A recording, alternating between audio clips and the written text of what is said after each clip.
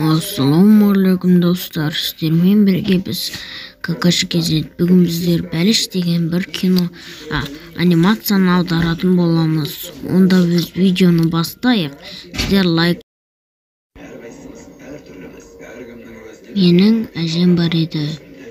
Ол өте жастарым еді. Ол маған күнде ерте тұрып бәліш деп беретін. Оның бәліштері маған өте қатты ұнайды.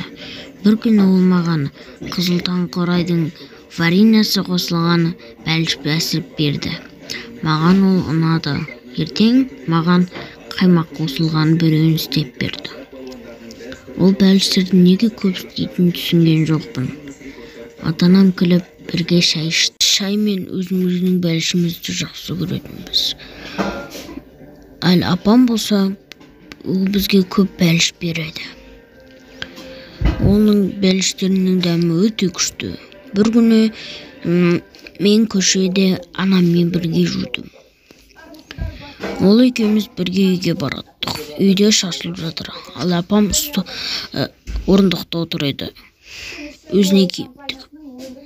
Bir күн әкем столға отырып газет қарады. Бұл кезде әкем көңілсіз еді. Мен көңілді күліп отырдым. Өйткені әжем бәліш пісіріп береді. Ол маған бәліш пісіріп беруге жатты. Ол маған пісіріп берген еді. Оның бәлішінің иісі өте күшті болатын. Өте. Шын маған берді.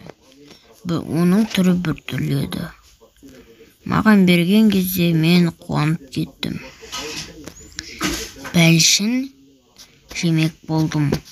Маған ол бөліп бермекші болды. Ыдыстан бөліп берді. Өте дәмді. Енді ғана жеген жатқан кезде қолынан ол бәліштің ішінен қол шықты. Қыранның қолау деймін. Шыңғырып жібердім. Шыңғыра берген едім. Әл бір кезде анам келіп, балам, не болды деді. Мен шыңғырып жатқанымды көрді. Алдымда ешқандай тамақ жоқ. Тамақ жоқтан қарны ашқаннан кейін жылады деп ойлады. Бірақ ол олай емес. Анам ішінен демалып жатқанын естідім. Көзімді жұмып алып, анамды құшақтай бастадым. Bir күні әжем келіп, қалайсыңдар деп қалған еді. Айтпақшы достар, каналға лайк басайық. Онда біз видеоны аяқтаймыз. Видеоны лайк басып, каналға тіркелейік.